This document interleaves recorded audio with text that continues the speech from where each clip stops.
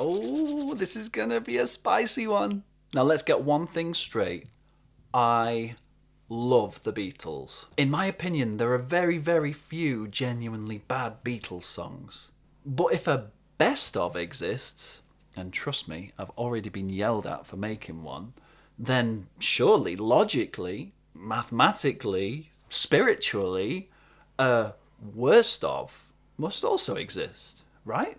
And that's what we're looking at today. What tracks would make up the fictional worst of the Beatles? An album that will affectionately be referred to as the Brown Album. Hello, hello, and welcome to Apple Jams, your Beatles and solo Beatles hangout. I'm so glad to see you here, so glad you could come. I have one little baby request, and that is, if you would, please me by smashing a like on this video and subscribing if you haven't already. That would really help me if you can. Okay, so I'm definitely jumping from the frying pan into the fire with this one, given how controversial some of my choices were for the definitive red and blue albums, which you can see here, or here. I always forget which side it is. I mean, who knew that getting rid of Michelle was going to upset so many people? I like the song. Actually, I don't. It's rubbish. I'm joking. Please don't come for me. I bruise easily. The thing is, I just love thinking about this stuff. The reason that this video exists, apart from the fact that I've got a new YouTube channel and I need content, is because I recently went through a painstakingly but thoroughly enjoyable exercise of ranking every single song on every single Beatles album. And that's every album. I mean it. So even the solo stuff, even Ringo's discography. Now, I don't take this kind of thing particularly seriously, to be honest. I just do it based on what feels right to me in the moment, and that might change from day to day. I don't, for example, sit and agonise over whether I prefer, on Please Please Me, Misery or Chains. Do you know what I mean? I just, they're going to be towards the bottom end of the album, just choose one and move on. I might give significantly more thought, however, to whether I prefer I Saw Her Standing There or Please Please Me. Nevertheless, by going through this process, I, naturally ended up with a comprehensive ranking which could tell me both my favourite tracks on each album, but also, conversely, my least favourite tracks from every album. And I thought to myself, what fun it would be to slip into this kind of alternative universe where, backwards is forwards, up is down, black is white, and instead of putting together the best of the Beatles, I'm putting together the worst of the Beatles and have it be led by this exercise. So that's exactly what I did. Now, it's not just a blunt exercise of choosing the worst 3 songs from every album and just sticking them on a playlist. After all, the worst 3 songs from the likes of Revolver are going to be significantly better than the worst 3 songs from, With the Beatles. In fact, at the risk of giving anything away, I can categorically say that there are no songs from Revolver on this list. Because as we all know, Revolver is a masterpiece. Instead, I've used my list as a kind of starting point, giving me a sense of the songs that I, maybe don't like quite as much as others. And then there's some editorializing around that. Part of which includes 3 ground rules for selection. Because of course it does. Because I love ground rules. Rule 1, no covers. Yes, I appreciate that some of the Beatles covers are, should we say, less essential. But that's one for another video. Today we're judging just the Beatles' own material. Rule 2, album tracks only. So that includes the core albums, and I'm going to throw in Past Masters as included in that. But it doesn't include anything from the anthologies, so outtakes or things like that, or anything from the Super Deluxe editions. Basically, what I'm trying to say is, if it wasn't released officially in the time that the Beatles were active in the 60s, then it's not included here. And rule 3, songs only. So no instrumentals, no sound collages, no experimental tape loop tracks. So if you're here to see Revolution number 9, I'm sorry to disappoint you. Finally, in terms of length, I'm going to aim for a typical Beatles album duration of about 40 minutes. Now that's quite a long duration to have to fill with tracks from a band that you absolutely adore and would say that, they've done very little that you wouldn't consider to be great. I'm probably going to have to make some quite difficult choices here.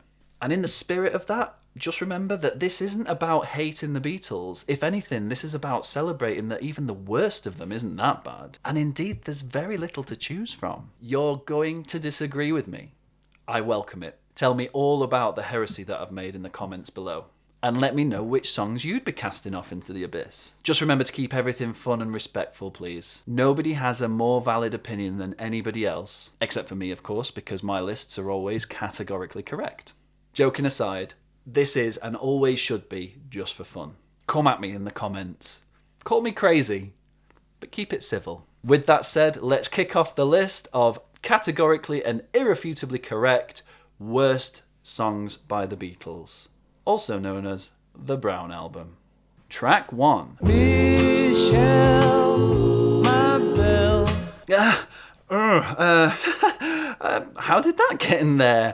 That's not a bad song. I promise I like Michelle. It's a good song. Let's start that again, shall we? Track 1. Little child, little child, little child, won't you dance with me? The Brown Album kicks off with Little Child from With the Beatles, an album that we'll see again on this list. Little Child isn't the best example of the Beatles from this period. It's quite harmonica dominated, and it's all quite unremarkable and forgettable. The harmonica itself feels loose and a bit sloppy, nowhere near as crisp or confident playing that you might hear on something like I Should Have Known Better or From Me to You. And lyrically, there's nothing there. When you're by my side, you're the only one. Don't you run and hide, just come on, so come on, come on, come on. And if you weren't paying attention, those last two lines basically boil down to saying come on 5 times in a row. Come on, lads, you can do better than that. To be fair, at this point in their career, they were just writing quick, catchy pop songs for a young audience. The deep, introspective stuff was still years away, you know, the stuff like Across the Universe or Let It Be. But we do know that Lennon and McCartney, even at this point in their career, can do much better than this. And I can't quite escape the fact that, you know, from a modern perspective, a love song titled Little Child just feels, don't like it, no. Next. Track 2. The world is treating me bad. Misery. Now, compared to the other albums, there's not that much to choose from Please Please Me. Just over half of this track list are Lennon McCartney originals. And I'd say of the originals, there are 2 that just don't quite measure up for me. Those are P.S. I Love You and Misery. And this was a pretty close call, but ultimately I decided that I was going to put Misery on the Brown Album. After the explosive optimism of I Saw Her Standing There, Misery just brings the momentum down to a kind of surprisingly ploddy, slightly dour halt. Lyrically, the song lives up to its name, which isn't a bad thing in itself. But here, the self-pitying lyric sits quite awkwardly on top of a jaunty little melody. It's a mismatch. And it's the kind of thing that they'd handle a lot better later in their career with the likes of, you know, I'm a Loser or I Don't Want to Spoil the Party. Now, as the saying goes, misery loves company. So let's find out what's keeping Misery company on the Brown Album. Track 3. I've got no time for you right now, don't bother me. Another With the Beatles track. And it is unfortunate that George Harrison's first proper composition would end up on the Brown Album, but here we are. As we all know, George would go on to make some fantastically important contributions to the Beatles canon, but this ain't one of them. I feel like lyrically it tends to betray Harrison's inner feelings to a certain extent, him being quite clearly the least enthusiastic and most cynical Beatle in terms of fame and how it can invade privacy and lead to personal intrusion and disruption. But because it's wrapped up in this disguise of yet another unrequited love song, the whole thing ends up feeling more sulky than sincere. Maybe that's a valid criticism of George Harrison more generally. I'm just going to leave that out there. Musically, it never quite settles. The transitions feel quite jarring, especially when it jumps to the because I know she'll always be the only girl for me section. Overall, there's an argument that the sentiment of a song like this could stand as a precursor to the emo genre, which is enough of a reason to put it in the Brown Album on its own. Next, track 4. No, no, no, not a second time. This will be the last entry from With the Beatles, which has taken quite a kicking on this album, with 3 entries in total, but I stand by it. With the Beatles is definitely my least favourite Beatles album. Not a Second Time is an interesting concept for a song at least. A lover who has been hurt and spurned, and then that lover comes back, but he thinks, well, once bitten, twice shy, so no thank you, not a second time. It's all very emo and angsty again, isn't it? The thing is that that's about it. The song doesn't really go anywhere from there. And musically, there's a solo interlude which is taken up with this ploddy and boring George Martin piano solo. It all feels a bit rushed and phoned in, to be honest. And every time I hear With the Beatles, I always come to this track and think, nope, not a second time. No? Nothing? Fair enough. Let's move on. Track 5. 'Cause you like me too much and I like you. Another Harris song, and this one suffers with a particular Harrison weakness that I feel crops up quite a few times, especially in his earlier compositions. That is a kind of lyrical clunkiness. Those odd little phrases that seem to just come out of left field or don't feel quite natural enough. The example of this that springs to mind isn't from this song actually, it's from a song called Think for Yourself, where he goes, although your mind's opaque, try thinking more if just for your own sake. Now that is a clunky line. It feels as though George just learnt the meaning of the word opaque and really wanted to get it into a song. Now I Think for Yourself, I think it's groovy and it's a great song to sing, so it's not going on the Brown album. But You Like Me Too Much is not going to get away with it.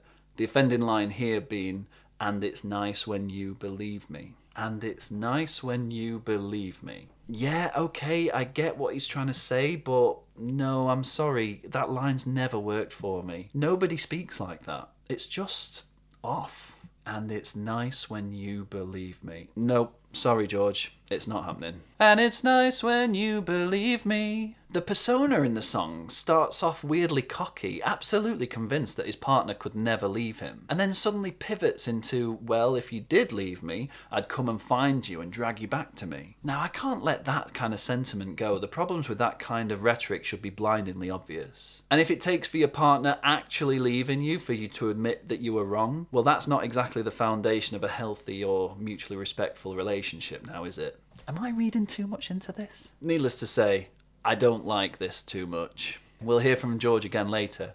For now, let's see what's next on the Brown album. Track 6. I got a whole lot of things to tell her when I get home. This was the final song recorded for A Hard Day's Night, and to be honest, it shows. We should absolutely give credit to Lennon and McCartney for writing a whole album's worth of material at a time in the 60s when artists even writing songs for themselves at all was incredibly rare. And this happened so early in their career as well. With an album that I would argue is one of the best pop albums ever made is frankly extraordinary. But as great as A Hard Day's Night is, something has to sit at the bottom of the pile. And for me, it's this song. For a song with such an energetic opening, I find it quite forgettable. The premise of the song revolves around an impatience to get back home to a lover, with whom things are going to be done, which presumably will help our protagonist feel all right. Sound familiar? When I get home tonight, I'm gonna hold her tight. But when I get home to you, I find the things that you do will make me feel alright. Yes, it's very similar in tone to the actual song A Hard Day's Night, but it's nowhere near as polished. The centrepiece, whoa, whoa, ah, harmony is quite loose at times, especially at the start. It's not the best example of their signature harmonies for me. Also, it includes the line, I'm gonna love her till the cows come home. I'm gonna love her till the cows come home. Shall we just let that sit there for a moment? Moving on. Track 7. Would it be too much to ask of you what you're doing to me? Now, Beatles for Sale gets a lot of undue criticism as far as I'm concerned for being one of, if not the, worst Beatles albums. I kind of agree and disagree. I mean, it's obviously not one of their best, but I don't think it's their worst, and there are some real hidden gems on there. In particular, one of my favourite things about the Beatles is their wonderful harmonies, and on this album I really feel like they're coming into their own. But of the Lennon and McCartney songs on this album, I'd say that What You're Doing is the one I'm probably most likely to skip. And it's not a bad song, it's just a bit pedestrian. I will say it starts really well with that drum intro and the opening riff, which is really nice and catchy. Strangely enough, it's when the singing starts that things fall apart. I've listened to the Beatles all my life and I still couldn't tell you what this song is actually about, beyond a vague lover's tiff. It seems really confused and non-specific. It's hard to connect with a writer emotionally when you can't tell what they're feeling or why. You got me running, and there's no fun in it. I mean, come on, what does that even mean? Paul's written far sharper songs about relationship turbulence. Compare this with For No One from Revolver, for example. Yes, they are very different songs, but it shows just how much more emotionally precise Paul can be. Go on, give both of them a listen and tell me what you see. Tell me what you see. I'll tell you what I see, chaps. Not an awful lot. No, to be fair, I really like the harmonies on this track, and the guitars are suitably jangly, but otherwise the song's quite shallow. I just feel like there's not that much going on. It feels like the very definition of like a filler track on an album. It's not bad, it's just there. And I feel like the album wouldn't necessarily suffer that much if it wasn't there. Again, it's lyrically very non-specific. I find it really hard to connect with a writer when the song never actually says anything particularly concrete. Listen to me one more time. How can I get through? Can't you try to see the time trying to get to you? But with what, Paul? What are you saying in this song? You've not actually said anything. So yeah, again, not an awful song by any stretch. I'd say that it's musically better than it is lyrically, but there are much better songs on Help. Right, we're moving into later period Beatles now, and this next song is, appropriately enough, all about producing a rubbish song. Track 9. 'Cause it's only a normal song. I don't tend to think of Yellow Submarine as a proper album, by the way. Similarly to Magical Mystery Tour, it feels more like a means to an end, a way to collect the film songs padded out with leftovers from other projects. Hey Bulldog is one such triumph of an addition. Only a Northern Song, however, is anything but. This song represents Harrison at his most petulant and sarcastic, a recurring trait that will fuel further Beatles and solo songs, with varying degrees of success, such as this song from 33 1/3, or Blood from a Clone from Somewhere in England. It was apparently recorded to fulfill a contractual obligation to Northern Songs, which was the Beatles publishing company set up by Brian Epstein and Dick James. It's dismissive and dreary, dirgy and dissonant, and frankly a bit of a slog. I don't really have that much time for listening to a songwriter complaining about having to write songs. Sorry George, I just don't have that much patience for this one. Now before we get to the next one, I just want to apologise in advance. Track 10.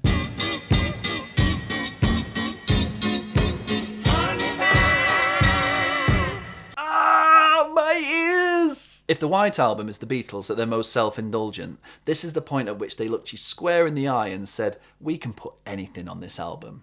It was literally the first song that came to mind when I was thinking about the concept of this video. Call it experimental if you like, but there's a difference between being experimental and just making a racket. What an annoying sound they've produced here. It's genuinely unpleasant to listen to. I have to skip it every time. Thank goodness it doesn't last very long. And with that spirit in mind, I think I'm done even thinking about this entry. But whilst we're talking about short songs from the White Album, I'll move us swiftly on to track 11.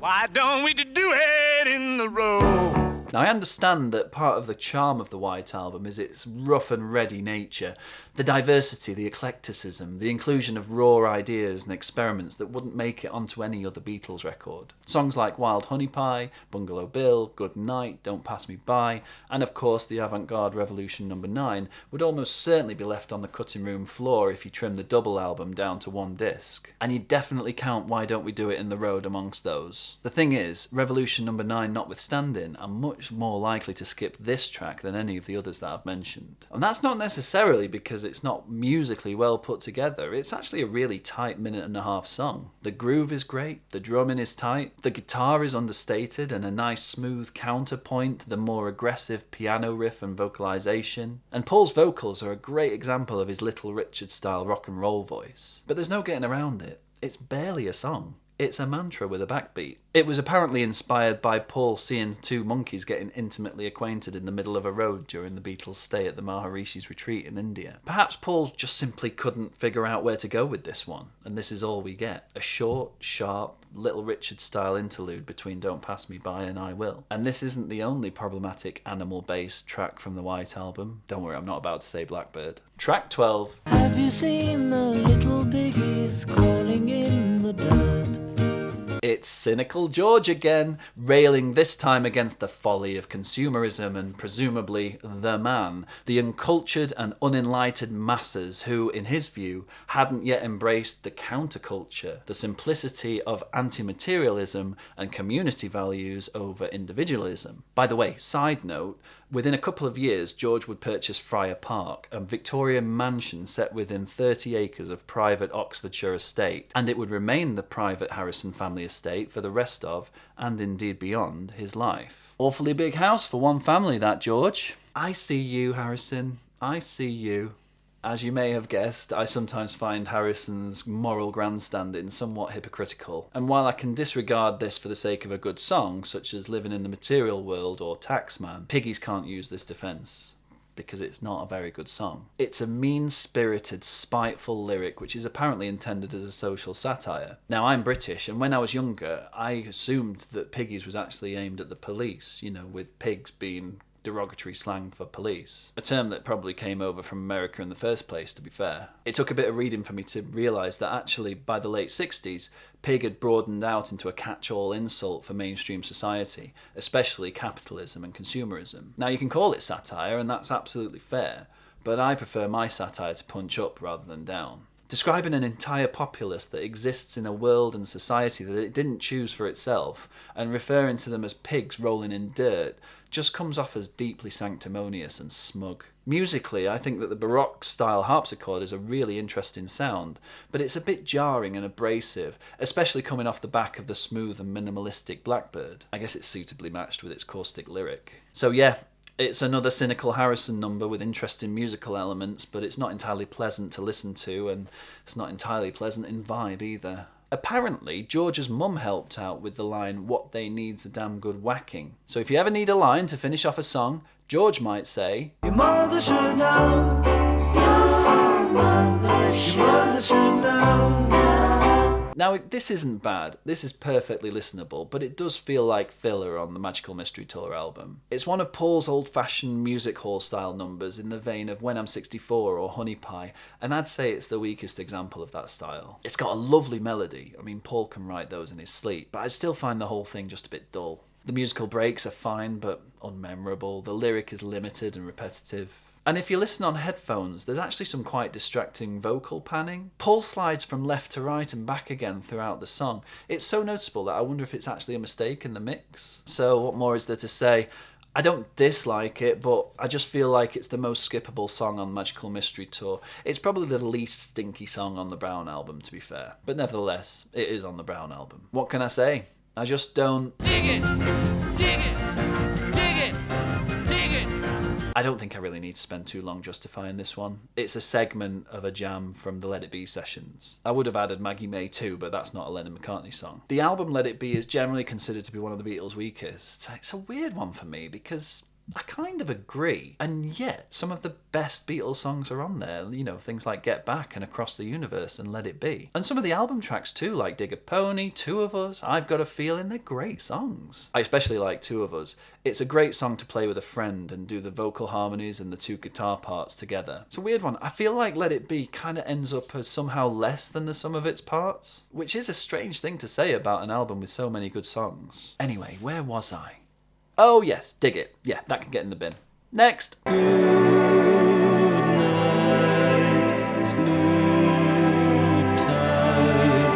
Now, as a lullaby, Goodnight is wonderful. I've actually used it myself quite a few times at bedtime for my girls, as well as some other songs that, for now at least, will remain a mystery. Written by John for his son Julian, it was given to Ringo to close out the White Album. And I actually think he does a great job, coming in as a kind of slow and dreamy wind down after the cacophonic Revolution No. 9. But just as I rarely bother listening to Revolution No. 9 these days, I rarely find myself skipping through it to get to Goodnight either. I just stop listening to the White Album. And for that reason, I can't argue that it's essential listening, can I? So it closes off the Brown Album instead. There you have it, Apple Jammers. I hope you're still with me and you haven't quit in a rage after hearing some of my choices for the worst of the Beatles. Check out the link in the description below to listen to the Brown album on Spotify. Before I go, I just want to mention one dishonourable mention that didn't quite make it onto my version of the Brown album. Dishonourable mention. What a shame, Mary Jane, what a shame, Mary Jane had a pain at the party. I didn't include this one because of the rules that I set up at the start, but I couldn't leave this video without mentioning it. Oh my goodness, what was going on with Lennon on this one? Mercifully left off the White Album. The lyric is interesting enough. It has enough of Lennon's walrus-style wordplay to keep you interested as it plays out a description of an unknown woman called Mary Jane, who, as we are going to be repeatedly informed, had a pain at the party, which is indeed a shame. I'm not sure Mary Jane actually existed, and I believe that this song was entirely made up, but if anyone knows differently, then let me know in the comments. Was it based on a real-life person? Anyway, musically, the song is so annoying, with a plinky-plonky repeated melody, an incessantly repeated chorus that sounds like nails on a blackboard to me. It's unfair to include it on the Brown album, indeed I haven't, because it's not an official release. But do you know that Lennon was actually trying to get this released as a single? What was he thinking? So there you have it, Apple Jammers, the Brown album in all its glory. Come at me in the comments. Which of your sacred cows have I slaughtered? What would you have added? Run for Your Life? Obladi Oblada? Maxwell's Silver Hammer? Not for me, but by all means, make your case in the comments. If you stayed with me this far and haven't smashed anything in frustration yet, please do drop me a like and subscribe if you haven't already. Otherwise, I'll say ta-ra for now, and thanks for watching.